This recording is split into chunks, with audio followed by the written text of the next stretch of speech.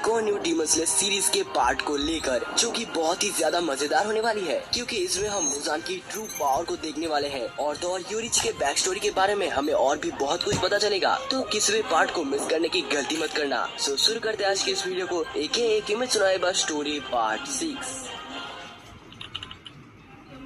तो जैसे कि हमने पिछले पार्ट में देखा था कि कैसे मुजान एक ही झटके में लेडी तामायो के सर को पूरी तरीके से क्रश कर देता है और लेडी तामायो के मरते ही योशिरो को झटका लगता है और वो जमीन पर गिर जाता है, जिसके बाद वो गुस्से में कहता है, मैं तुम्हें नहीं छोड़ूंगा मुजान। और वहीं हम दूसरी तरफ देखते हैं केरिया को, जो कि बहुत ही ज्यादा फ्रस्ट्रेटेड हो चुका था क्योंकि मुजान ने कई सारे डीमन स्लेयर्स को मार दिया था और इन सब का दोषी वो अपने आप को समझता है। उसे लगता है कि अगर वो अच्छे से मैनेज करता तो इतने सारे डीमन स्लेयर्स मारे ना जाते। जिसके बाद उसकी बड़ी बहन उसे जोरदार थप्पड़ मारती है और कहती है, अपने आप को दोषी मत ठहराओ और जल्दी से दूसरा ऑर्डर दो। जिसके बाद उसे समझ आ जाता है कि उसके फादर, ग्रैंडफादर और बाकी सभी ने इसी सेम प्रेशर का सामना किया है और इसीलिए वो अपना सारा फोकस अपने काम पर लगाता है। वहीं हम दूसरी तरफ देखते हैं डीमन स्लेयर क्रो को, जो कि सभी को इन्फॉर्म कर देता है कि मुजान अपने ककून से बाहर निकल चुका है और सभी हाशियास को एकजुट होने की जरूरत है। और ये सुनते ही मित्सुरी और ओबेनाई बहुत ही ज्यादा फ्रस्ट्रेटेड होने लगते हैं, क्योंकि जहाँ बाकी सारे हाशियास ने अपने अपने ओपोनेंट को हरा दिया है, वही मित्सुरी और ओबेनाई अभी तक नाकिमे से फाइट कर रहे हैं। और ये सारी बात मित्सुरी सोच ही रहा था कि तभी उसे पीछे से कोई खींच लेता है।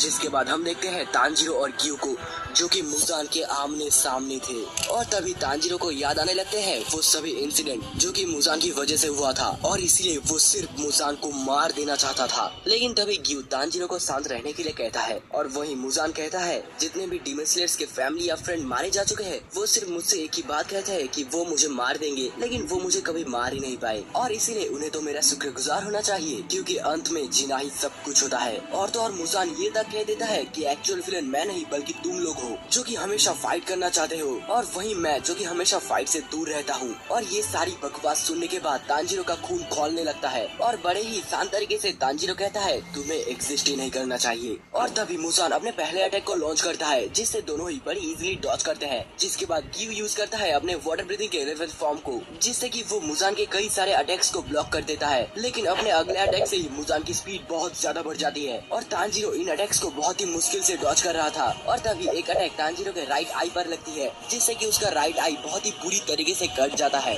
जिसके बाद ग्यू तांजीरो को कैसे न कैसे कर मुजान से दूर ले जाता है और उसे समझाता है कि मुजान बाकी सारे अपर मूव से बहुत ही ज्यादा ताकतवर है, तो प्लीज उससे ज्यादा से ज्यादा दूर रहकर फाइट करो। जिसके बाद मुजान उनसे पूछता है कि क्या तुम्हें लगता है तुम दोनों मिलकर मुझे हरा सकते हो? ग्यू और तांजीरो को भी इस बात पर पूरा डाउट था। और तभी मुजान के पास एक सिग्नल आता है नाकिमे का, जो कि मुजान को बताती है कि ओबेनाई और मित्सुरी दोनों ही मारे जा चुके हैं और अब वो फ्रीली इन्फिनिटी कैसल को मूव कर सकती है। जो सुनकर मुजान और भी ज्यादा खुश हो जाता है और अपने अटैक को तांजीरो और ग्यू पर बहुत तेजी से करता है। मुजान पर अटैक करना तो दूर की बात, तांजीरो ढंग से डॉज भी नहीं कर पा रहा था। और क्योंकि तांजीरो का एक आई डिस्ट्रॉय हो चुका था, इसीलिए वो अपने सेंस ऑफ स्मेलिंग का यूज करता है मुजान के अटैक्स को डॉज करने के लिए। लेकिन मुजान इतना ज्यादा फास्ट था कि तांजीरो ने स्मेल ही नहीं कर पा रहा था। और तभी तांजीरो एक दीवार पर जाकर टकराता है। इसी का मौका देखकर मुजान अपना एक स्पेशल अटैक तांजीरो को खत्म करने के लिए यूज करता है। लेकिन तभी सीलिंग तोड़ते हुए एंट्री होती है हमारे लव हाशिरा मित्सुरी की, जो कि आते ही मुजान पर अपने ब्रीदिंग स्टाइल का यूज करती है। लेकिन इन अटैक से मुजान को घंटा कुछ फर्क नहीं पड़ता और मित्सुरी का होना या ना होना मुजान के लिए एक बराबर था, जो देखकर मित्सुरी को बहुत ही ज्यादा बुरा लगता है। और वहीं दूसरी तरफ ओबेनाई, जो कि तांजीरो को उस अटैक से बचा चुका था, और इन दोनों को देखकर मुजान बहुत ही गुस्से में नाकिमे से पूछता है कि आखिर वहाँ पर चल क्या रहा है। और तभी हम देखते हैं योशिरो को, जो कि नाकिमे के ब्रेन को कंट्रोल कर रहा था उसके यूनिक ब्लड डीमन आर्ट से। और इस पॉइंट पर नाकिमे वही कर रही है जो कि उससे योशिरो करवा रहा है। फिर योशिरो कहता है, लेडी तामायो को मारकर तुमने सबसे बड़ी गलती कर दी है। और इतने में ही पूरा इन्फिनिटी कैसल हिलने लगता है, जो देखकर सारे डीमन स्लेयर्स कंफ्यूज होने लगते हैं। और वही मुजान का गुस्सा बहुत ही ज्यादा बढ़ जाता है, जो देखकर मित्सुरी सिर्फ यही प्रे कर रही थी कि गियो में यहाँ पर जल्दी से जल्दी आ जाए। और तभी हम फ्लैशबैक देखते हैं, जहाँ पर योशिरो मित्सुरी से कह रहा होता है, तुम नाकिमे का ध्यान भटकाओ, मैं उसे कंट्रोल में ले लूंगा। तो अब तुम लोग समझ चुके होंगे कि वो हाथ योशिरो का था। जिसके बाद हम प्रेजेंट में देखते हैं, जहाँ पर मुजान अपनी पूरी ताकत लगा देता है नाकिमे पर अपना कंट्रोल वापस पाने के लिए। और वहीं योशिरो भी पूरा जोर लगा रहा था। तभी योशिरो के पास में खड़ा हुआ डीमन स्लेयर उसे ऑफर देता है कि तुम मेरा ब्लड पी लो, जिससे तुम्हें पावर मिल जाएगी। लेकिन वहीं योशिरो उसे चुप रहने के लिए कहता है। मुजान धीरे धीरे नाकिमे पर अपना कंट्रोल वापस लेने लगता है कि तभी ओबेनाई और ग्यू दोनों ही मुजान पर अपने ब्रीदिंग स्टाइल का यूज करते हैं, जिससे मुजान पूरी तरीके से डिस्ट्रैक्ट हो जाता है और तभी योशिरो नाकिमे पर अपना कंट्रोल वापस ले लेता है और जिस फ्लोर पर मुजान खड़ा हुआ था उस फ्लोर को योशिरो नाकिमे की मदद से गायब कर देता है, जिससे कि मुजान बहुत ही ज्यादा फ्रस्ट्रेटेड होने लगता है और गुस्से में अपने मुट्ठी को बंद करता है और नाकिमे को पूरी तरीके से डिस्ट्रॉय कर देता है। इससे पहले कि पूरा इन्फिनिटी कैसल डिस्ट्रॉय होता, योशिरो अपनी पूरी ताकत लगा देता है सारे हाशिरास और डीमन स्लेयर्स को बाहर टेलीपोर्ट करने के लिए, जिसके बाद हम देखते हैं पूरा इन्फिनिटी कैसल डिस्ट्रॉय हो चुका था और सारे हाशिरास और डीमन स्लेयर्स रियल वर्ल्ड में आ चुके थे। वीडियो में आगे बढ़ने से पहले thanks to it's anime X2 को, जिन्होंने हमारा मेंबरशिप लेके हमें बहुत ज्यादा सपोर्ट दिखाया है। अगर आप भी हमें ऐसे ही सपोर्ट करना चाहते हैं तो मेंबरशिप या फिर सुपर थैंक्स के जरिए कर सकते हैं। So back to the topic, जिसके बाद हम देखते हैं तांजीरो को जो कि इन्फिनिटी कैसल से बाहर आ चुका था और वहीं दूसरी तरफ केरिया बहुत ही परेशान हो रहा था क्योंकि सनराइज होने में अभी भी 1 घंटा और 30 मिनट्स बाकी है और इतने देर तक मुजान को रोके रखना लगभग नेक्स्ट टू इम्पॉसिबल है। फिर तांजीरो अपने आसपास देखता है और उसे पता चलता है कि ग्यू, ओबेनाई, मित्सुरी तीनों ही सही कंडीशन में है और इन तीनों को ठीक ठाक देखकर तांजीरो मुजान को ढूंढने के लिए जाता है, जिसके बाद मुजान मलबे से बाहर निकलता है और गुस्से में कहता है, क्या तुम लोगों को सच में लगता है कि तुम लोग मुझे सनराइज होने तक रोक सकते हो? अगर दम है तो रोक कर दिखाओ। जिसके बाद मुजान अपने अटैक को लॉन्च करता है और जवाब में तीनों हाशिरास भी अपने अपने ब्रीदिंग स्टाइल का यूज करते हैं और इतने सारे अटैक्स के बाद ओबेनाई कैसे न कैसे कर मुजान के गले पर वार करता है। लेकिन फिर हम देखते हैं कि जैसे जैसे ओबेनाई का तलवार आगे जा रहा है वैसे वैसे मुजान का गला हील होते जा रहा है, जिसका मतलब कि मुजान का रीजनरेशन लगभग गॉड लेवल है। तीनों हाशिरास मुजान के बहुत ज्यादा क्लोज आ चुके थे। इसी का मौका देखकर मुजान तीनों को खत्म करने के लिए पावरफुल अटैक करता है, लेकिन तभी कई सारे डीमन स्लेयर्स आकर हाशिरास को बचा लेते हैं और इतने सारे डीमन स्लेयर्स को मरते हुए देखकर तीनों के तीनों ही बहुत ज्यादा हैरान हो जाते हैं। और वहीं दूसरी तरफ तांजीरो की हालत बहुत ज्यादा खराब हो जाती है,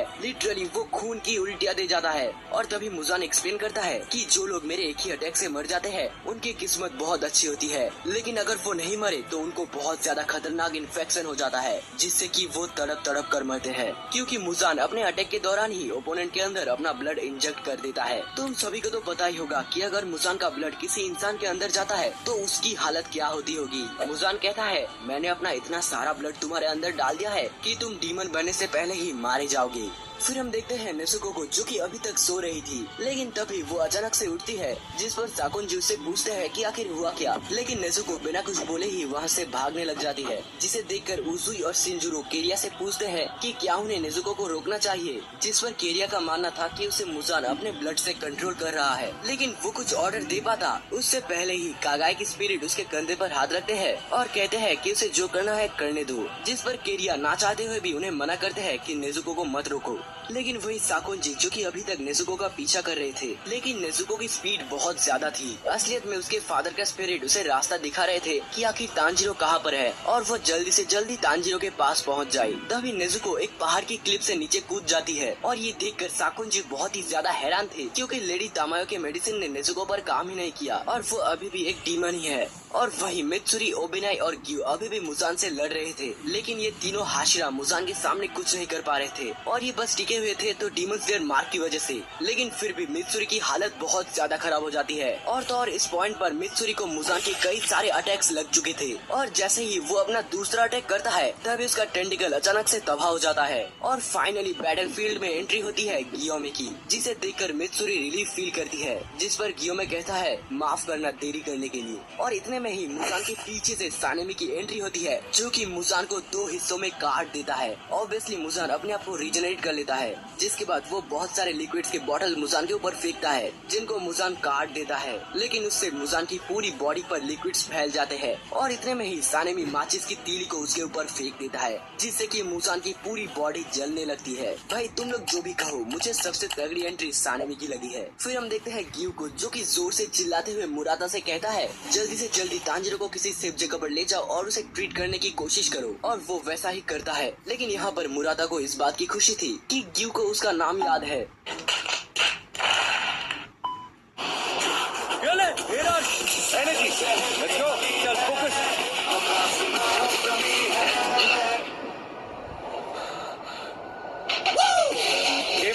Game on.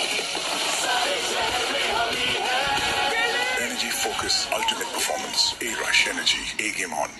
नमस्ते श्रीमान जी। खाऊं या न खाऊं? बढ़ती उम्र के साथ डर डर के खाना पड़ता है।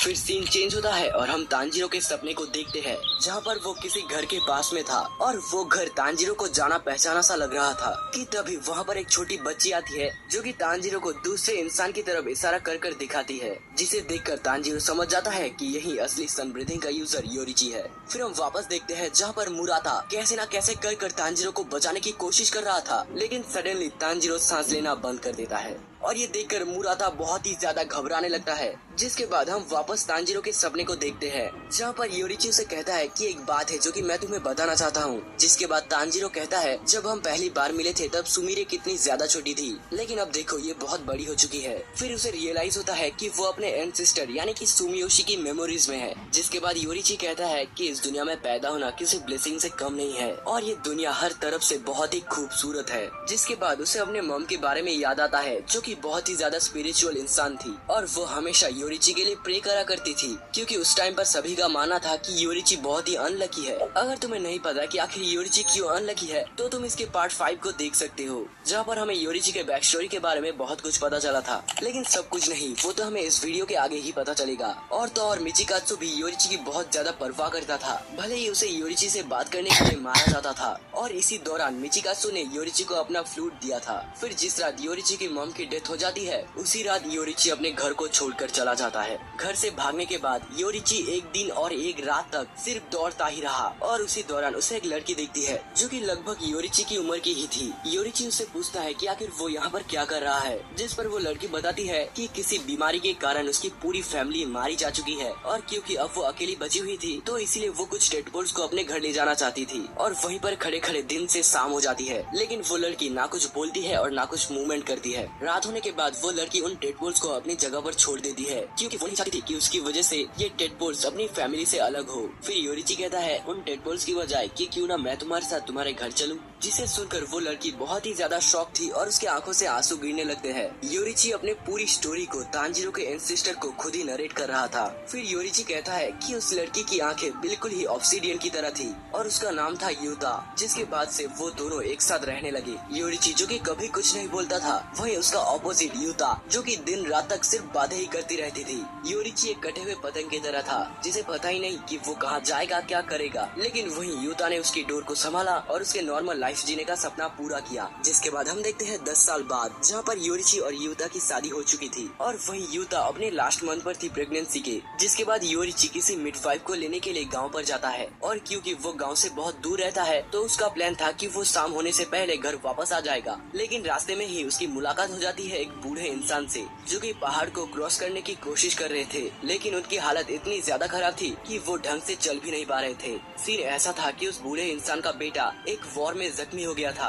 और इसीलिए वो अपने बेटे को जिंदा देखना चाहता था, जिसमें ऑब्वियसली योरिची उनकी मदद करता है और उस बूढ़े इंसान को अपने बेटे से मिलवा देता है। और इस पॉइंट पर योरिची को टाइम का पता ही नहीं चलता और सुबह से रात हो जाती है। वो दौड़ते हुए अपने घर पर जाता है, लेकिन किसी आम कहानी की तरह यहाँ पर भी ट्विस्ट आता है और हम देखते हैं कि योरिची की वाइफ मारी जा चुकी है और ये काम किसी डीमन का था। तांजीरो जो कि इस कहानी को सुन रहा था, उसकी हालत बहुत ज्यादा खराब हो जाती है। फिर योरिची कहता है कोई भी चीज तुम्हारे लिए कितनी भी इम्पोर्टेंट क्यों ना हो, तुमने उसे संभाल कर नहीं रखा तो कोई भी आकर उसे तबाह कर देगा। इस इंसिडेंट के 10 दिन बाद तक योरिची अपने वाइफ के लाश को गोद में लेकर बैठा हुआ था बिना कुछ हिले डुले कि तभी वहाँ पर एक रैंडम डीमन स्लेयर आता है डीमन को ढूंढते हुए, लेकिन बदले में उसे कोई और मिल जाता है। एनीवेज, उस डीमन स्लेयर के इंसिस्ट करने के बाद योरिची फाइनली अपने वाइफ को प्रॉपर तरीके से दफनाता है। फिर योरिची कहता है मेरा बस सपना था कि मैं मेरे फैमिली के साथ एक नॉर्मल लाइफ जीऊं। क्या ये सपना इतना ज्यादा बड़ा था? योरिची का सपना अब कभी भी पूरा नहीं होगा, जबकि उसकी किसी से भी दुश्मनी नहीं थी। फिर योरिची को डीमंस के बारे में और भी बहुत कुछ पता चलता है और वो डिसाइड करता है कि वो एक डीमन स्लेयर बनेगा। योरिची देखता है कि जितने भी डीमन स्लेयर्स हैं वो अपने रॉ स्ट्रेंथ के जरिए लड़ते हैं और इसीलिए योरिची सभी को ब्रीदिंग स्टाइल यूज करना सिखाता है। हालांकि कोई भी सन ब्रीदिंग यूज करना नहीं सीख पाता,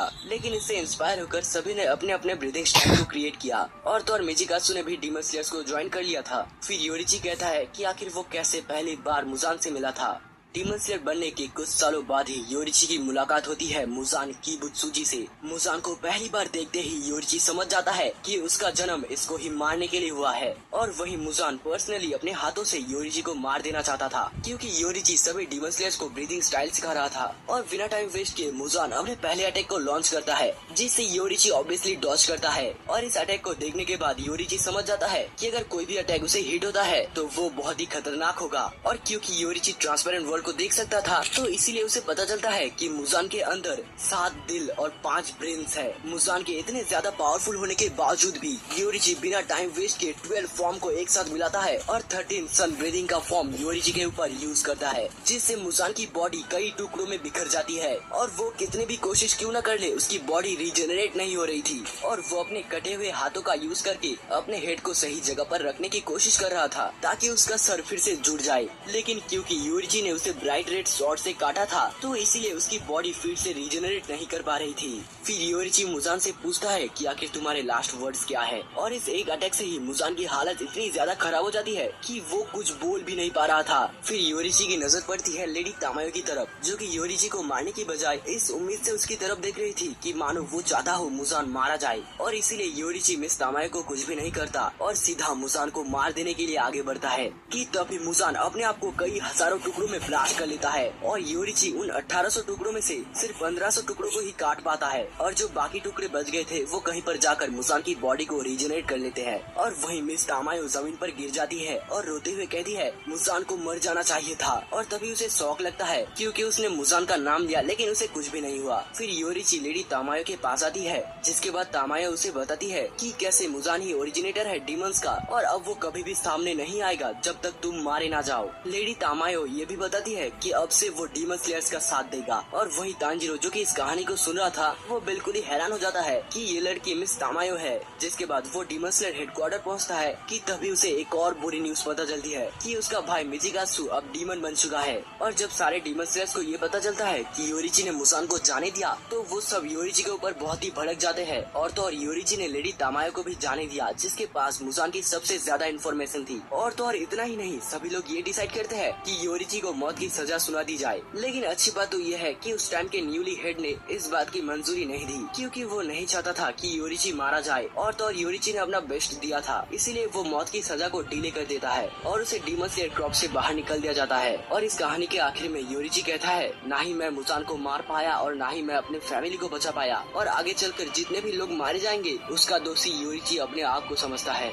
और वही तांजिरो जो कि इस बात को सुन रहा था, उसकी आंखों से आंसू निकलने लगते हैं और वो समझ ही नहीं पा रहा था कि आखिर वो कहे क्या। और तो और इसमें योरिची की कोई भी गलती नहीं थी। फिर हम देखते हैं सुमिरे को, जो कि तांजिरो के एंसेस्टर की बेटी है। वो योरिची के पास में जाकर उसे गोद में लेने के लिए कहती है और योरिची तांजिरो के एंसेस्टर से परमिशन लेकर उसे गोद में खिलाने लगता है, जिससे कि खुश होकर सुमिरे हवा में बहुत ही जोर जोर से हंसने लगती है। और सुमिरे को इतना ज्यादा खुश देखकर योरिची रो पड़ता है। और तभी वहाँ पर सुमियोशी की वाइफ आती है, जो कि योरिची को इस हालत में देखकर उसे चुप कराता है और शाम के खाने में इनवाइट करता है। जिसके बाद फाइनली हम बैटल फील्ड में देखते हैं, जहाँ पर क्यों में नोटिस करता है कि मुजान की स्पीड हर एक अटैक के साथ साथ बहुत ही फास्ट हो रहा है। और तो और मित्सुरी सिर्फ अपने लक की वजह से ही मुजान के अटैक्स को डॉज कर पा रही थी। जिसके बाद मुजान स्पेशली मित्सुरी के ऊपर हमला करता है, जिससे कि उसका राइट शोल्डर बहुत ही गंदी तरीके से कट जाता है। और मित्सुरी को बचाने के लिए सभी हाशियास टूट पड़ते हैं मुजान के ऊपर और बहुत ही मुश्किल से मुजान के अटैक को रोक लेते हैं। जिसके बाद ओबेनाई मित्सुरी को एक सेफ जगह पर ले जाता है और वहाँ पर एक डीमन स्लेयर से कहता है कि जल्दी से जल्दी योशिरो को ढूंढो, क्योंकि वही मित्सुरी को ठीक कर सकता था। हालांकि मित्सुरी अभी भी लड़ना चाहती थी, लेकिन ओबेनाई उसे साफ मना कर देता है। ओबेनाई वहाँ से जा ही रहा था कि तभी मित्सुरी उसे रोकती है और कहती है, प्लीज मरना मत।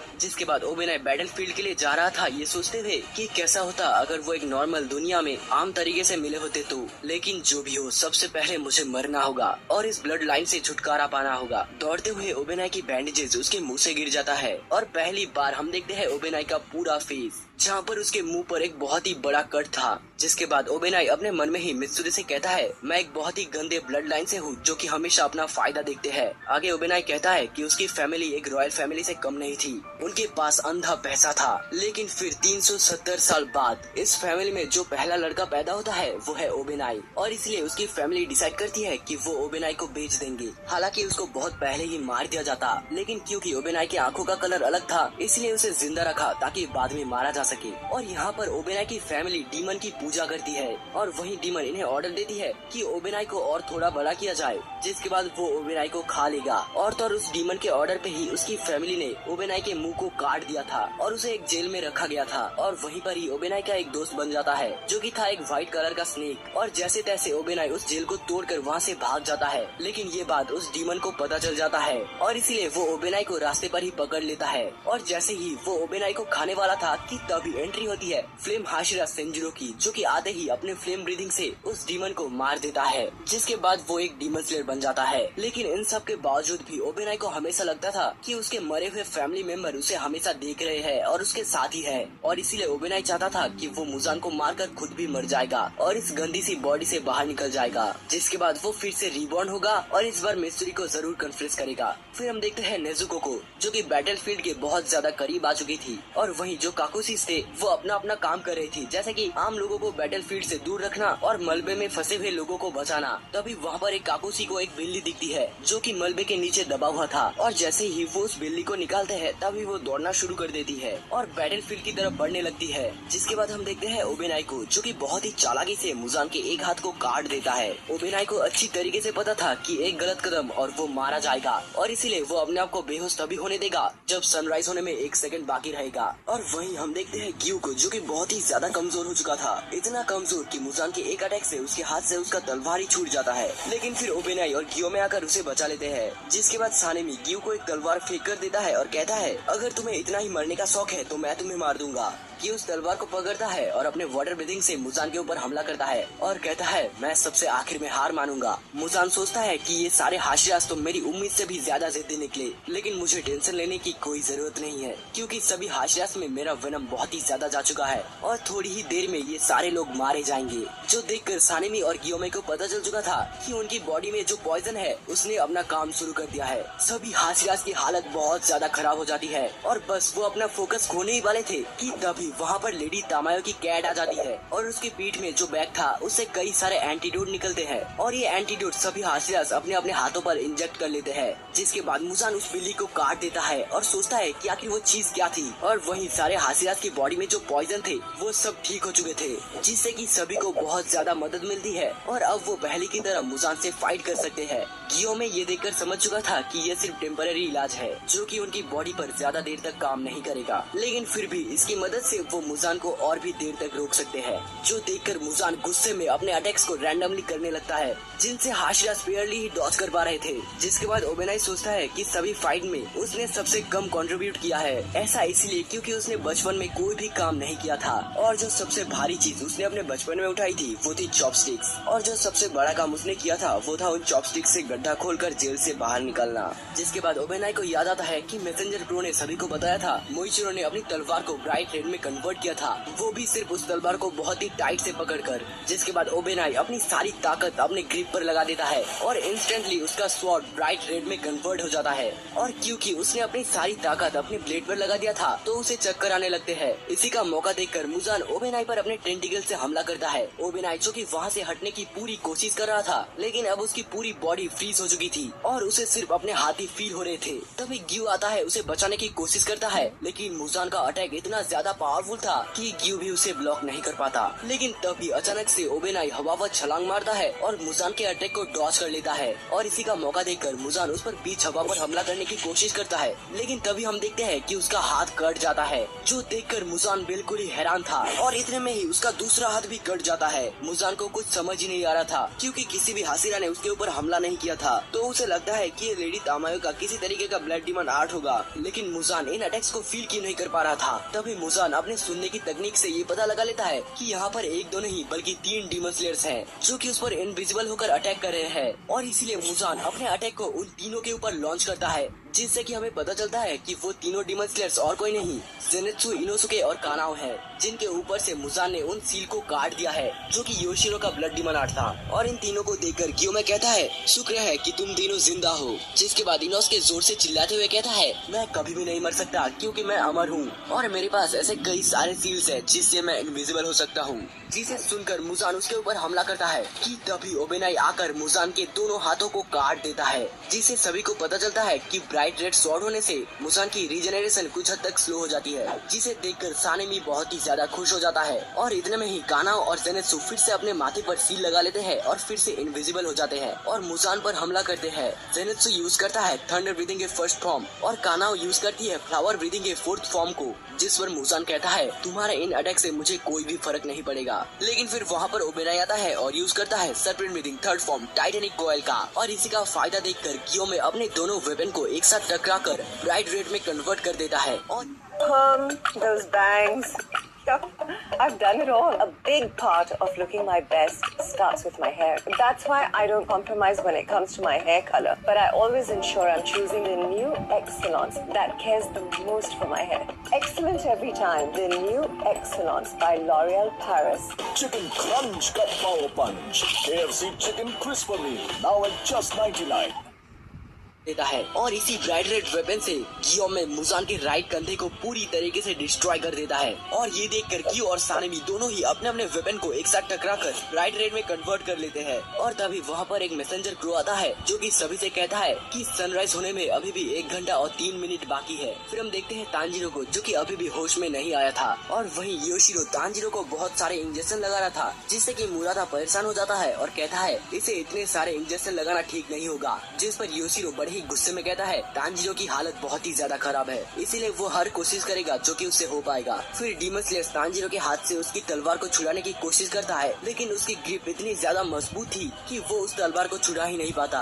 जिसे देखकर योशिरो सोचता है कि अभी भी तांजीरो के अंदर फाइट करने की विल पावर है। और इतने में ही एक डीमन स्लेयर उन्हें बताता है कि तांजीरो की पल्स वापस आ चुकी है और इससे शॉक होकर सभी तांजीरो को उठाने की कोशिश करते हैं। और मुरादा जोर से चिल्लाते हुए कहता है मुजान हमारे हाथ से निकल जाएगा और हम सभी को कंट्रीब्यूट करना ही होगा। कि तभी एकदम से तांजीरो अपनी आंखों को खोल लेता है। जिसके बाद हम बैटलफील्ड में देखते हैं जहाँ पर गियोमे अपने वेपन से मुजान के मिडिल पार्ट को पूरी तरीके से डिस्ट्रॉय कर देता है। और तभी सानेमी नीचे पड़ा हुआ एक सील को उठाता है और अपने माथे पर लगा लेता है और अपने विंड ब्रीथिंग का यूज करता है। अब क्योंकि गियोमे के ऊपर इतनी रिस्पॉन्सिबिलिटी नहीं थी तो वो मुजान की बॉडी पर कॉन्सेंट्रेट करता है, जिससे कि उसे पता चलता है कि मुजान के अंदर कई सारे हार्ट्स और ब्रेन्स है। इसीलिए गियोमे सोचता है कि हमें इसके वाइटल ऑर्गन पर एक साथ हमला करना होगा, जो कि गियोमे अकेला तो नहीं कर पाएगा। इसलिए वो बाकी सारे हासिरात से कहता है कि वो मुजान के ऊपर ध्यान से देखे और ओबेनाई वैसा ही करता है। और ओबेनाई ये देखकर हैरान था, लेकिन इससे कोई भी फायदा नहीं होता। मुजान बहुत ही गुस्से में अपने हाथ और टेंटिकल की मदद से सभी पर हमला करता है, जिससे कि वहाँ पर एक बहुत ही बड़ा ब्लास्ट होता है। और वहीं पर खड़ा हुआ काकुशी ये देखकर हैरान था कि मुजान वहाँ पर अकेला खड़ा हुआ था